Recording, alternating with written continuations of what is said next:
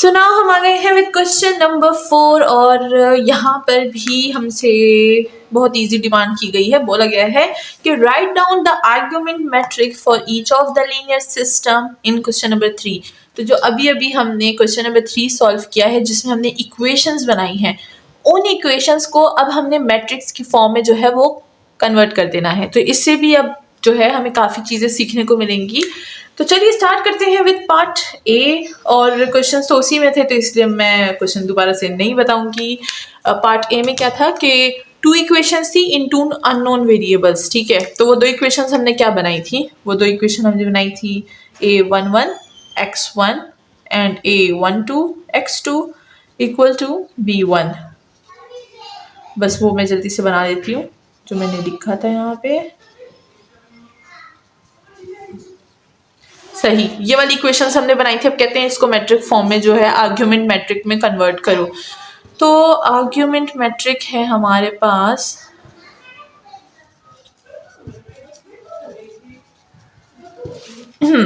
सबसे पहले तो ये जो a1 a11 a12 a21 a22 ये सारे जो होते हैं हमारे पास कोएफिशिएंट्स होते हैं। जो हमारे पास क्या होते हैं, अननोन वेरिएबल के पास कोई भी नंबर वगैरह आ जाते हैं ना, तो ये उनको बोला जाता है। जैसे कि अगर मैं यहाँ पर लिखूँ इसी को, जो मैंने एक एग्जाम्पल लिखी थी, वो मुझे याद नहीं है मैंने क्या लिखा था, तो अगेन से मैं एक दूसरी लिख देती हूँ। 2x1 + 3x2 = 4 और 2x2 + x2 x1 और ये है 0। ठीक है, तो ये जो अननोन वेरिएबल के पास 3 है इसको हम लोग कोएफिशिएंट्स बोलते हैं। ठीक है, तो ये जो हमारे पास यहाँ पर रो और कॉलम के बारे में बता रही है, ये कोएफिशिएंट्स हैं। ठीक है, तो अब इसको हम मैट्रिक्स की फॉर्म में कैसे लिखेंगे, इसको हम लोग कुछ इस तरह से लिखेंगे।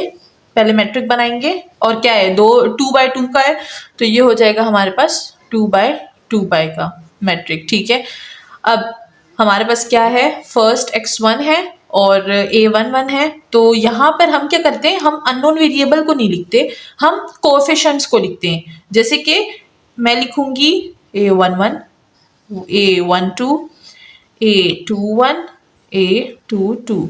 अब वो first row first column, first row second column, first second row first column, second row second column. ठीक है, तो ये हो गया है। अब हम लोग साथ में बीच में एक लाइन लगाएंगे और जो हमारे पास इक्वलिटी के नंबर्स हैं, कोफिशिएंट्स हैं, कांस्टेंट्स वगैरह, सॉरी कोफिशिएंट्स नहीं कांस्टेंट, वो लिखेंगे। क्या है, b1 b2।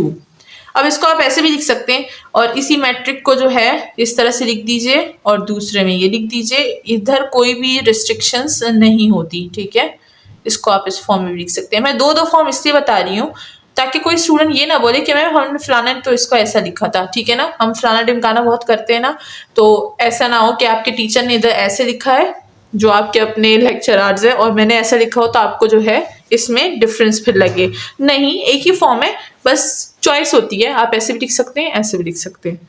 ज़्यादातर तो मैं ऐसा इस्तेमाल करती हूँ, सेकेंड मेथड में ज़्यादा यूज़ करती हूँ, मैं फर्स्ट मेथड बहुत कम यूज़ करती हूँ। ठीक है, तो ये जो बीच में लाइन है ना, ये इक्वलिटी को बयान करती है, यहाँ पे इक्वलिटी को डिनोट करती है। यहाँ पे बहुत उर्दू बोलने लग गई मैं बीच में। ठीक है, अच्छा, और साथ में देखिए मैंने यहाँ पर इक्वल का साइन लगा दिया, तो मतलब कि ये जो पूरी इक्वेशन है इसको मैं टर्न आउट करूंगी तो ये ऐसी ही आएगी। ठीक है, अब ये हो गई है।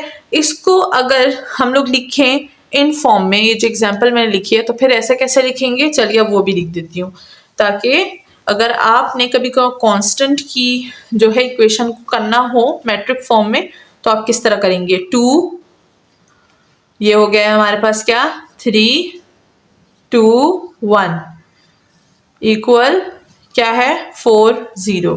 खत्म, मैट्रिक फॉर्म हो गया। अब हमें पता है कि ये x1 को डिनोट कर रहा है, x2 को डिनोट कर रहा है, लिखने की कोई जरूरत नहीं है। ठीक है, तो ये होता है हमारे पास मैट्रिक फॉर्म।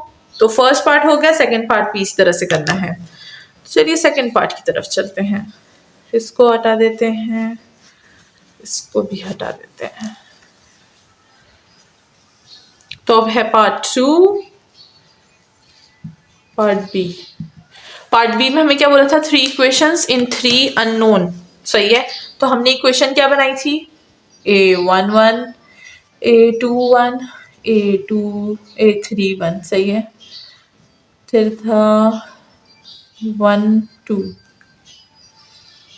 1 2 1 3,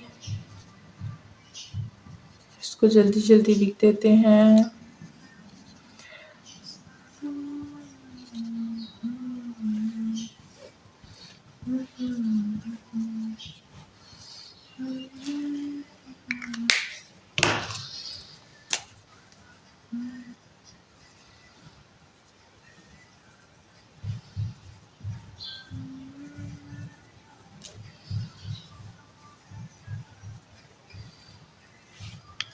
अच्छा, तो हमने 3 इक्वेशंस बनाई है जिनमें 3 अननोन जो है हमारे पास वेरिएबल्स हैं। अब इसको मैट्रिक की फॉर्म में भी बिल्कुल वैसे ही करेंगे जैसे हमने किया था।